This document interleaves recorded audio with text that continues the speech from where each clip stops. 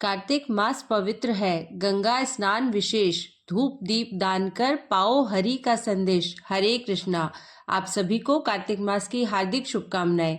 आप सभी पर कान्हा जी की कृपा सदा बरसती रहे और आप सबकी झोली खुशियों से भरी रहे। दोस्तों, आज है कार्तिक मास की पूर्णिमा तिथि, तो आज आप सुन रहे हैं कार्तिक मास की कथा का अंतिम अध्याय। आप सभी भक्तों से एक आग्रह भी है कि अगर आप लोग पुराणों की कथाएं सुनना पसंद करते हैं तो इस चैनल पर आपको मार्गशीर्ष मास की कथा भी इसी प्रकार से सुनाई जाएगी। तो चैनल से आप लोग जुड़े रहेंगे तो पुराणों की बहुत सारी कथाएं और जानकारी आपको सुनने को मिलेगी।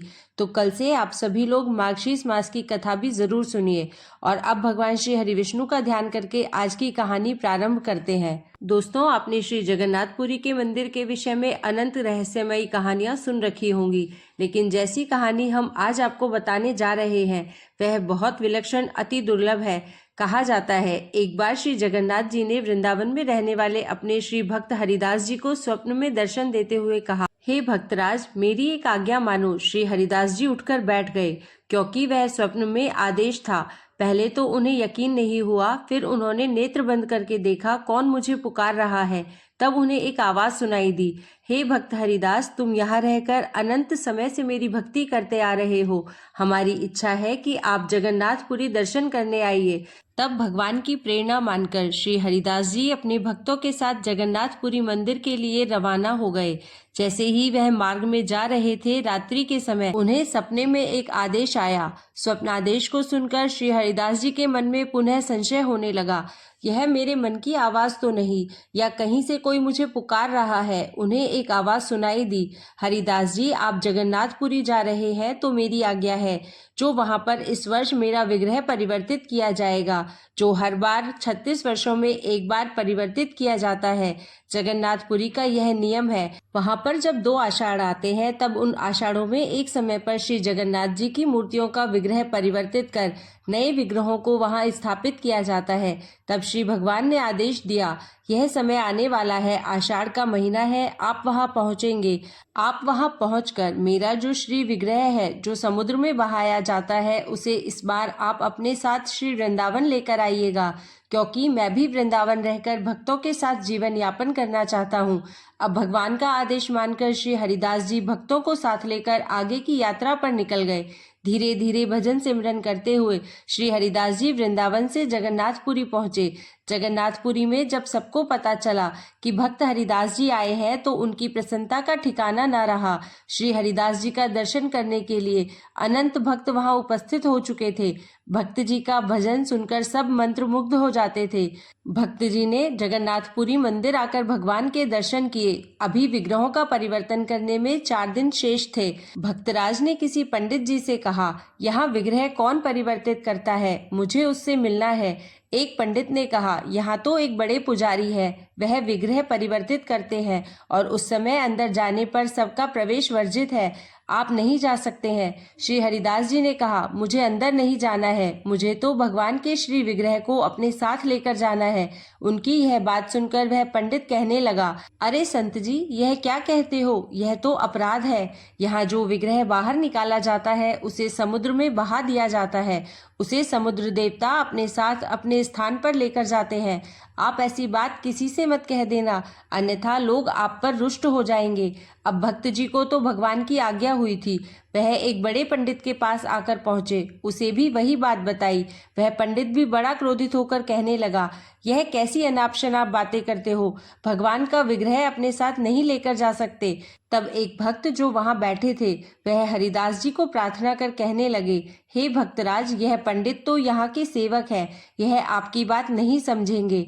अगर आपको कुछ निवेदन करना है तो आप जगन्नाथपुरी के राजा के पास जाकर सारी बात बताइए। अब भक्त हरिदास जी कोशिशों के साथ राजा के महल में पहुंचे। राजा ने उठकर श्री हरिदास जी को सम्मान देते हुए प्रणाम किया। राजा का प्रणाम स्वीकार कर भक्त हरिदास जी कहने लगे, हे राजन, आप जगन्नाथपुरी के सेवक हैं। मुझे भगवान का आदेश प्राप्त हुआ है। इस आषाढ़ पर भगवान का श्री विग्रह परिवर्तित किया जाएगा।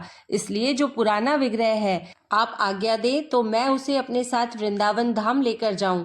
उनकी यह बात सुनकर राजा को क्रोध आ गया। राजा कहने लगा, यह आप कैसी बातें करते हैं? अनादिकाल से यहाँ पर परंपरा चली आ रही है। जो भगवान का पुराना श्री विग्रह होता है उसे समुद्र में प्रवाहित किया जाता है। किसी व्यक्ति विशेष को देने का अधिकार हमारे पास नहीं है। हम तो इसी परंपरा का निर्वाह करेंगे। इस प्रकार राजा ने रुष्ट होकर श्री हरिदास जी को खरा खोटा जवाब दे दिया। अब भक्त हरिदास जी मन से दुखित हो समुद्र के किनारे आकर बैठ गए। उन्होंने अन्न जल का त्याग कर दिया और मन ही मन परमात्मा को उल्हाना देते हुए कहने लगे, हे प्रभु, कैसी विचित्र लीला करते हो। मुझे यहाँ बुलाया मेरे साथ चलने के लिए और अब यहाँ चलने को तैयार नहीं हो। मुझे कहा था 36 वर्षों बाद मेरा विग्रह परिवर्तित होने वाला है। आपके मन में इच्छा है, आप वृंदावन में निवास करना चाहते हो और मैं आपको लेने आया हूँ, तो यहाँ राजा देने को तैयार नहीं है। अब जैसे आपकी इच्छा हो वैसा ही किया जाएगा। मैं तो क्या ही कर सकता हूँ। इस प्रकार अन्न जल का त्याग कर श्री हरिदास जी समुद्र के किनारे विराजमान हो गए। भक्त मंडली भी उनके साथ वहीं बैठ गई। कुछ भक्तों ने कहा, महाराज, आप अगर आज्ञा दे तो हम श्री विग्रह की चोरी कर लें। भक्त हरिदास जी कहने लगे, अरे अरे, ऐसा पाप न करना। भगवान स्वयं चलने को तैयार हैं तो हम चोरी क्यों करें? जब भगवान की इच्छा होगी तब चलेंगे। यहाँ भक्तराज ने अन्न जल का त्याग कर दिया। वहां रात्रि के समय जब राजा अपने शयन कक्ष में आराम कर रहे थे तब उसे परमात्मा की एक आवाज सुनाई दी। परमात्मा ने राजा को उठाते हुए कहा, राजन, तुमने बड़ा अपराध किया है। मेरे भक्तों पर क्रोध किया है।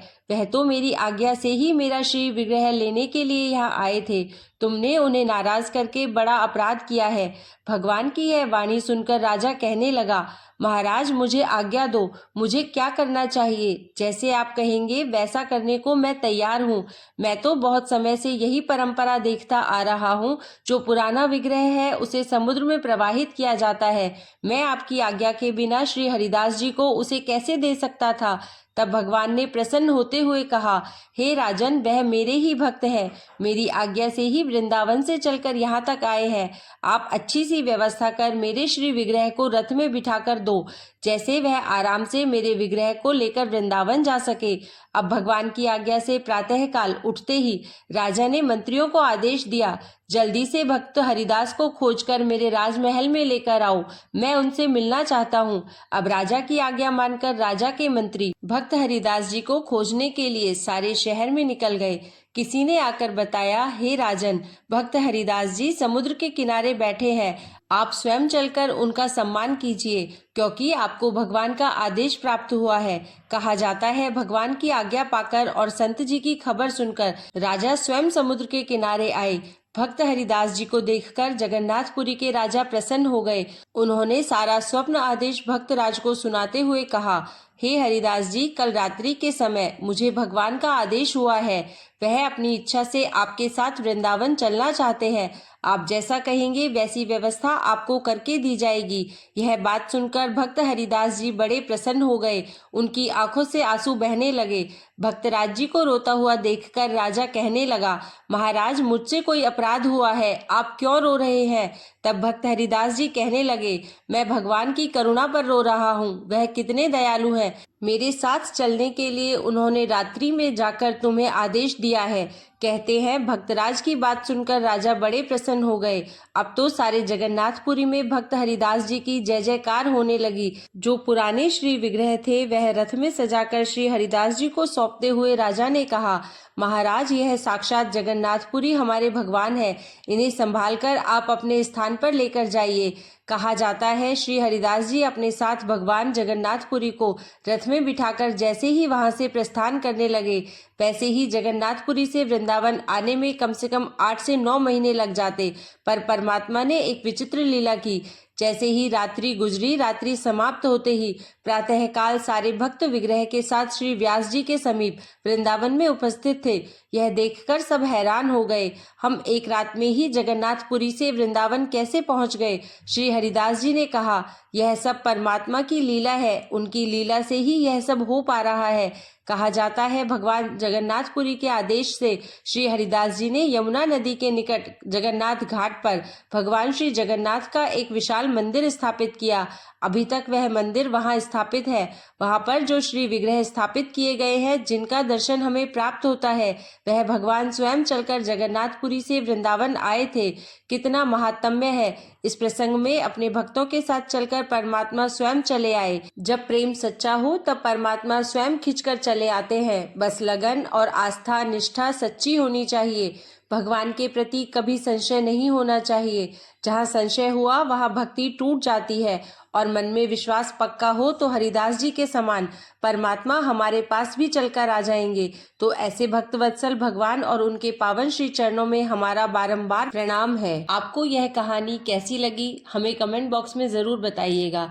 और अब शुरू करते हैं आज का अध्याय। आज के इस वीडियो में आप सुनेंगे पंचभिकु व्रत की कथा और जानेंगे कार्तिक मास का उद्यापन कैसे किया जाता है। अब तक तो आपने कार्तिक मास महात्म्य का वर्णन सुना, लेकिन कार्तिक मास की जो भी कथाएं श्री सूत जी महाराज ने नैमिषारण्य क्षेत्र में एकत्रित शौनकादि 88,000 ऋषियों को सुनाई थी, उसके पीछे का महात्म्य और उसका रहस्य भी जानिए। भगवान वेद व्यास जी ने सूद जाति के रोम हर्षण की रुचि देखकर उन्हें अपना शिष्य बनाकर पुराण विद्या पढ़ाई। उसके पीछे उनका उद्देश्य था कि जो वेद विद्या से वंचित है, उन्हें पुराणों के रूप में वेदों का अर्थ प्रदान कर उनका कल्याण किया जाए। रोम महर्षि सूत जाति के थे। क्षत्रिय पिता और ब्राह्मणी माता से उत्पन्न संतान सूत होती है, जिसका मुख्य काम सारथी बनना और वंश कीर्तन और स्तुति पाठ या इतिहास लिखना होता है। अब यहाँ पर ध्यान दीजिएगा कि वर्ण संकर के कारण सूत जी को वेद के अध्ययन का अधिकार नहीं था, जबकि ब्राह्मण और क्षत्रिय दोनों को ही वेद अध्ययन का अधिकार है, परंतु फिर भी उन्हें इतिहास लेखन जैसा महत्वपूर्ण कार्य दिया गया था, और यही राजाओं की पीढ़ियों की गिनती और उनकी गाथाएं लिखते और सुरक्षित रखा करते थे, जिसे स्पष्ट यह होता है कि वेद के अध्ययन का अधिकार न होना कोई ऊंच या नीच जाति होना तय नहीं करता था, बल्कि हर कोई वेदों का अध्ययन या इतिहास लेखन कर सकता है। रोम हर्षण जी वेदव्यास जी के प्रिय शिष्य थे। उन्होंने अपनी प्रतिभा के बल पर पुराण विद्या पर खुद के ग्रंथ भी रचे। उन दिनों पुराणों का वापस गठन होने के कारण यह एक नई विद्या थी, और रोम महर्षि जी इस विद्या के प्रचार में बहुत प्रसिद्ध हो गए थे। उन्होंने 6 विद्वान ब्राह्मणों को अपना शिष्य बनाया। अब देखिए कि नीची समझे जाने वाली सूत जाति के ही विद्वान रोम महर्षि के शिष्य ब्राह्मण बने। तो यानी कि इससे साफ तो यही होता है कि वर्ण कोई ऊंच नीच के मानक नहीं थे, बल्कि अलग अलग अधिकारों को दर्शाते थे। भगवान श्री कृष्ण ने भी गीता में कहा है, चातुर्वर्णम मया सृष्टम गुण कर्म विभागशः, अर्थात गुण और कर्मों के अनुसार मैंने 4 वर्ण बनाए। रोम महर्षि जी के पुत्र थे उग्रश्रवा। उन्होंने अपने पिता से और पिता के शिष्यों से भी पुराण विद्या पढ़ी, इसलिए उन्हें पुराणों का पिता से भी ज्यादा ज्ञान हो गया था। पिता शेर तो बेटा सवा शेर। एक बार नैमिषारण्य तीर्थ में हजारों ऋषियों ने एक बहुत बड़ा यज्ञ का आयोजन किया। बहुत सारे यजमान जब यज्ञ करते हैं तो वह सत्र कहलाता है। अब यह यज्ञ 1000 दिनों तक चलना था। अब यज्ञ रोज चलता तो रोज की क्रिया के बाद बहुत सारा समय बच जाता, पर यज्ञ करने वाले ना तो उस स्थान को छोड़कर जा सकते थे और ना ही कोई अन्य लौकिक काम कर सकते थे, तो बाकी जो समय बचता था उसे बिताना बड़ा मुश्किल हो जाता था। इसलिए ऋषियों ने उपाय सोचा कि महर्षि वेदव्यास जी ने जो नई पुराण विद्या रची है, बाकी बचे हुए समय में उसको ही सुन लिया जाए। इससे नई विद्या भी सीख लेंगे और समय का सदुपयोग भी हो जाएगा। इसलिए बड़े आदर से उन्होंने रोम हर्षण जी को बुलवाया और एक ऊंचा आसन दिया और स्वयं सब नीचे बैठ गए। अब रोम हर्षण जी कथाएं सुनाने लगे। रोम हर्षण जी की पुराणों की कथाएं इतनी सुंदर होती थी कि सभी ऋषियों के रोम रोम हर्षित हो जाया करते थे, इसलिए उनको रोम हर्षण कहा जाने लगा। यहाँ पर इससे भी पता चलता है कि प्राचीन भारत में जाति से ज्यादा गुणों का ही सम्मान किया जाता था। अब इस बैठक में ऋषि शौनक बीच बीच में प्रश्न किया करते और रोम हर्षण या फिर उग्रश्रवा की कथा के द्वारा उत्तर दिया करते। इस तरह संवाद होने से पुराणों का फिर से एक रूपांतर हुआ और रोम हर्षण जी ने वेदव्यास जी के तात्पर्य की रक्षा करते हुए नया ग्रंथन किया। सभा के दौरान एक समय ऐसा आया जब बलराम जी यज्ञ क्षेत्र में पधारे। सभी ऋषियों ने उन्हें नमन किया, पर उस समय ऊंचे व्यासपीठ पर आसीन रोमहर्षण जी ने उन्हें व्यासपीठ से नमन करना उचित नहीं समझा, क्योंकि जब कोई पुराणों का वाचन कर रहा हो उस समय उसे किसी और को प्रणाम नहीं करना चाहिए, ना ही कथाओं को बीच में रोकना चाहिए। ऐसा ही जब हम पूजा करते हैं तो पूजा करते समय केवल भगवान को प्रणाम करना चाहिए। उस समय यदि आपके आसपास कोई बड़ा भी आ जाए तो जब तक आपकी पूजा संपन्न नहीं हो जाती, आप मंदिर में बैठे बैठे दूसरे व्यक्ति को प्रणाम ना करें। आप अपनी पूजा समाप्त करें, उसके बाद ही आपको उठकर वहां से दूसरों को प्रणाम करना चाहिए। बाकी सभी ऋषि मुनियों ने तो बलराम जी को प्रणाम किया, लेकिन बलराम जी ने सोचा कि मेरे सम्मान में इतने बड़े ऋषि मुनि उठकर मुझे प्रणाम कर रहे हैं और यह अपने आसन से हिला तक नहीं। यह समझकर कि कोई अनाधिकारी व्यासपीठ पर उद्दंडता से चढ़ गया है, उन्होंने बिना ऋषियों से पूछे व्यासपीठ पर अस्त्र चलाकर रोमहर्षण जी की हत्या कर दी। इस अन्यायपूर्ण अधार्मिक नरबलि से सारे मंडप में खलबली मच गई। सारे ऋषि मुनि शोक के सागर में डूब गए। उस समय ऋषि शौनक बलराम जी से बोले कि आपने यह भयंकर अनर्थ किया है। रोमहर्षण जी भगवान वेदव्यास जी के पुराण शास्त्र पारंगत विद्वान शिष्य थे। भले ही जाति से वह ब्राह्मण नहीं थे, पर ब्राह्मणोचित विद्वता के कारण वे इस व्यास आसन पर बैठने के पात्र थे। व्यास आसन की मर्यादा और सम्मान के लिए रोमहर्षि जी आपके पधारने पर भी नहीं उठे और आपने इसे अपना अपमान समझकर उनकी हत्या कर दी। अब रोमहर्षि जी की हत्या से आपको ब्रह्म हत्या का दोष लगेगा। और सिर्फ इतना ही नहीं, आपने साथ में हम ऋषियों और संसार का भी बहुत अहित किया है। उनके वध से पुराण विद्या के लोप होने का भय हो गया है। सुनकर बलराम जी तो महान शोक में डूब गए। फिर बोले, अपने इस महापाप का फल मैं अवश्य ही भोगूंगा, परंतु अब पुराण विद्या की रक्षा के लिए मैं क्या करूं? तब शौनक जी बोले, रोमहर्ष के पुत्र श्री उर्गश्रवा और हम इस विद्या का लोप कदापि नहीं होने देंगे। बलराम जी शौनक ऋषि के चरणों में गिर पड़े। फिर बोले, हे मुनिवर, आप उग्रश्रवा जी को बुलाकर इस व्यासपीठ पर बैठाए। मैं उनके आसनासीन होने पर उनसे अपने अपराध की क्षमा याचना करूंगा और ब्रह्म हत्या दोष के निवारण के लिए तीर्थों में घूम घूम कर प्रायश्चित करूंगा। तब ऋषि शौनक ने उग्रश्रवा को बुलवाकर सारी स्थिति उन्हें बताई और फिर उन्हें व्यास गद्दी पर बिठाया। बलराम जी ने अपने अपराध के लिए क्षमा मांगी और प्रायश्चित करने के लिए चले गए। देखिए कैसे अपने गुणों के आधार पर रोमहर्षण जी और उग्रश्रवा ने ब्राह्मण पद प्राप्त किया और श्री बलराम जी पर ब्रह्म हत्या का दोष लग गया। उस समय प्रतिष्ठा प्राप्त करने और विद्या प्राप्त करने में जाति बाधक नहीं हुआ करती थी। फिर ऋषि उग्रश्रवा जी ने पुराण सुनाना प्रारंभ किया। अब सुनिए पंचभीकु व्रत की कथा। एक बार किसी गांव में एक साहूकार था और उसके एक बेटा और बहू भी थे। बहू कार्तिक माह में रोज सवेरे उठकर गंगा स्नान के लिए जाती थी। सुबह जल्दी जाते समय वह किसी भी पराये पुरुष का मुंह नहीं देखती थी। एक राजा का बेटा भी सुबह सवेरे गंगा स्नान के लिए जाता था और वह हैरान होता कि मैं इतनी जल्दी उठता हूँ स्नान के लिए, लेकिन कोई है जो मुझसे भी जल्दी उठकर स्नान कर लेता है। कार्तिक माह के 5 दिन बचे थे कि एक दिन साहूकार की बहू तो स्नान करके वापस जा रही थी और उसी समय राजा का बेटा स्नान करने के लिए नदी के किनारे आ रहा था। आवाज सुनकर बहू जल्दी जल्दी जाने लगी, लेकिन जल्दबाजी में उसकी माला मोजड़ी छूट गई। राजा के बेटे ने बहू की माला मोजड़ी उठा ली और सोचने लगा कि जिस स्त्री की यह माला मोजड़ी इतनी सुंदर है, वह स्त्री खुद कितनी सुंदर होगी। उसने पूरे गांव में घोषणा करवा दी कि जिसकी यह माला मोजड़ी है वह 5 रात मेरे पास आएगी। जल्दी ही राजकुमार को पता चल गया कि यह तो साहूकार की बहू की माला मोजड़ी है। जब बहू को यह बात पता चली तो साहूकार के बेटे की बहू ने कहलवा दिया कि मैं आऊंगी, लेकिन किसी को साख भरने बिठा देना। राजा के बेटे ने एक तोते को पिंजरे में बंद करके गंगा किनारे पेड़ पर टांग दिया। बहू सुबह के समय आई, पहली पैड़ी पर पैर रखा और बोली, हे कार्तिक के ठाकुर, राई दामोदर, 5 पांडव, 6 नारायण, भीखम राजा, उस पापी को नींद आ जाए। राजा के बेटे को नींद आ गई। बहू नहा धोकर चलने लगी तो तोते से जाते जाते बोली, सुबह सुबह तेरे गल डालूंगी हीरा, मेरी साख भरियो मेरे वीरा। सुबह बोला, कोई वीर भी साख भरता है क्या? तो वह बोली, सुवा सुवा तेरे पग घालूंगी नेवर, मेरी साख भरियो मेरे देवर। सुवा ने कहा, ठीक है भाभी, मैं तेरी साख रखूंगा। वो तो कहकर चली गई। इधर राजा का बेटा हड़बड़ा कर उठा और सुवा से पूछा, सुवा सुवा वह आई थी क्या? कैसी दिखती थी? सुवा बोला, आभा की सी बिजली, होली की सी झल, केला किसी कामिनी, गुलाब का सा रंग। अगले दिन तो राजा के बेटे ने सोचा कि आज मैं अपनी अंगुली में चीरा लगाकर बैठूंगा, इससे मुझे नींद नहीं आएगी। अगले दिन राजकुमार अंगुली चीर कर लेट गया। बहू फिर आई और भगवान से उसी तरह प्रार्थना करने लगी। राजकुमार को फिर से पहले की तरह नींद आ गई। बहू स्नान करके फिर से वापस चली गई। सुबह राजकुमार ने तोते से फिर पूछा। तोते ने वही सारी बातें दोहरा दी। अब की बार राजकुमार बोला कि मैं तो आज रात में आंखों में मिर्ची डालकर बैठूंगा, और रात में वह मिर्ची डालकर बैठ गया। बहू फिर आई और प्रार्थना की, जिससे राजकुमार को पहले की तरह नींद आ गई। राजकुमार ने अब फिर तोते से बहू के आने की बात पूछी तो उसने फिर से वही बातें दोहरा दी। राजकुमार अब की बार सोचने लगा कि आज मैं बिना बिस्तर के ही बैठूंगा, और रात को वह बिना बिस्तर के ही बैठ गया। अगली सुबह जब वह स्नान करने आई तो बहू ने फिर से भगवान से प्रार्थना की और राजकुमार को फिर नींद आ गई। जब बहू स्नान कर जाने लगी तो आंखें बंद करके चली गई।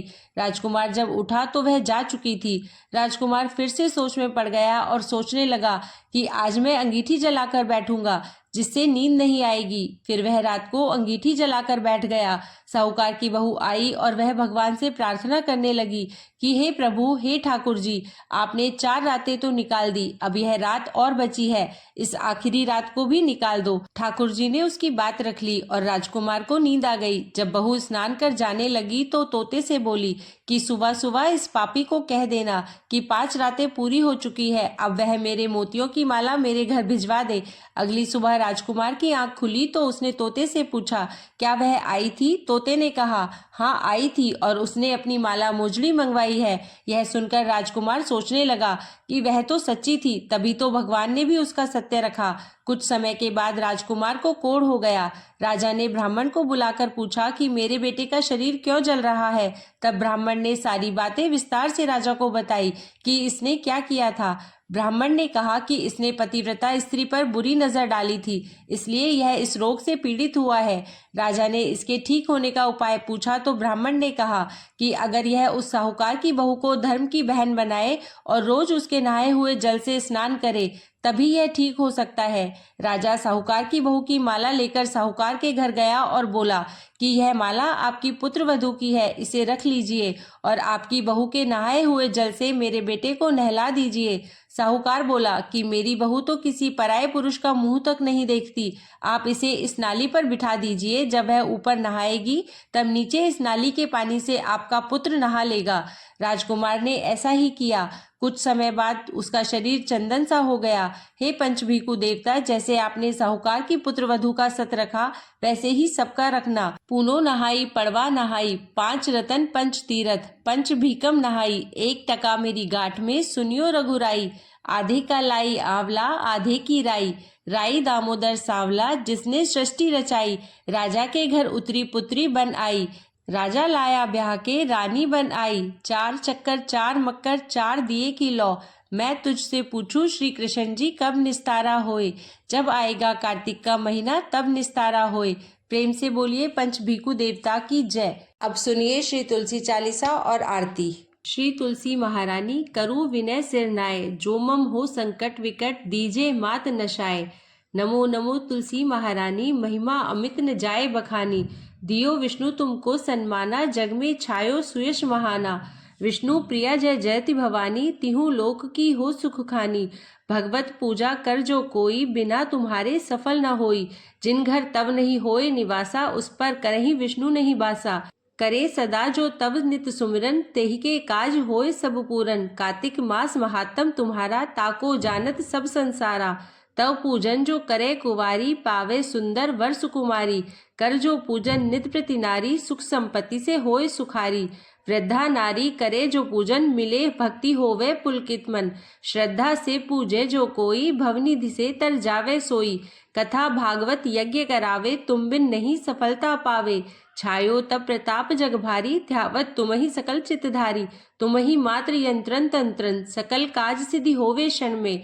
औषधि रूप आप हो माता, सब जग में तब यश विख्याता। देव ऋषि मुनि और तपधारी, करत सदा तब जय जयकारी। वेद पुराणन तब यश गाया, महिमा अगम पार नहीं पाया। नमो नमो जय जय सुखकारनी, नमो नमो जय दुख निवारिणी। नमो नमो सुख संपत्ति देनी, नमो नमो अघ काटन छेनी। नमो नमो भक्तन दुख हरनी, नमो नमो दुष्टन मद छेनी। नमो नमो भव पार उतारनी, नमो नमो परलोक सुधारनी। नमो नमो निज भक्त उबारनी, नमो नमो जन काज सवारनी। नमो नमो जय कुमति नशावनी, नमो नमो सुख उपजावनी। जयति जयति जय तुलसी माई, ध्याऊं तुमको शीश नवाई। निज जन जानी मोही अपनाओ, बिगड़े कारज आप बनाओ। करूँ विनय मैं मात तुम्हारी, पूरन आशा करहु हमारी। शरण चरण कर जोरी मनाऊं, निष्दिन तेरे ही गुण गाऊं। करहु मात यह अब मोह पर दाया, निर्मल होए सकल मम काया। मांगू मात यह बर दीजे, सकल मनोरथ पूर्ण कीजे। जानू नहीं कुछ नेम अचारा, क्षमहु मात अपराध हमारा। 12 मास करे जो पूजा, तासम जग में और न दूजा। प्रथम ही गंगा जल मंगवावे, फिर सुंदर स्नान करावे। चंदन अक्षत पुष्प चढ़ावे, धूप दीप नैवेद्य लगावे। करे आचमन गंगा जल से, ध्यान करे हृदय निर्मल से। पाठ करे फिर 40 की, स्तुति करे मात तुलसा की। यह विधि पूजा करे हमेशा, ताके तन नहीं रहे कलेशा। करे मास कार्तिक का साधन, सोवे नित पवित्र सिद्ध हुई जाही। है यह कथा महासुखदाई, पढ़े सुने सो भव तर जाई। तुलसी मैया तुम कल्याणी, तुम्हरी महिमा सब जग जानी। भावना तुझे माँ नित नित ध्यावे, गा गा कर माँ तुझे रिझावे। यह श्री तुलसी चालीसा पाठ करे जो कोय, गोविंद सो फल पावही जो मन इच्छा होय। बोलिए तुलसी माता की जय। कृष्ण गोविंद की जय। तुलसी माता की आरती। जय जय तुलसी माता, मैया जय तुलसी माता। सब जग की सुखदाता, सबकी वर माता। मैया जय तुलसी माता। सब योगों से ऊपर, सब रोगों से ऊपर, रज से रक्ष करके सबकी भवत्राता। मैया जय तुलसी माता। बटु पुत्री है श्यामा, सुर बल्ली है ग्रामा। विष्णु प्रिय जो नर तुमको सेवे, सो नर तर जाता। मैया जय तुलसी माता। हरि के शीश विराजत, त्रिभुवन से हो वंदित। पतित जनों की तारिणी तुम हो विख्याता। मैया जय तुलसी माता। लेकर जन्म विजन में आई दिव्य भवन में, मानव लोक तुम्ही से सुख संपत्ति पाता। मैया जय तुलसी माता। हरि को तुम अति प्यारी, श्याम वर्ण सुकुमारी। प्रेम अजब है उनका, तुमसे कैसा नाता। हमारी विपदा हरो तुम, कृपा करो माता। मैया जय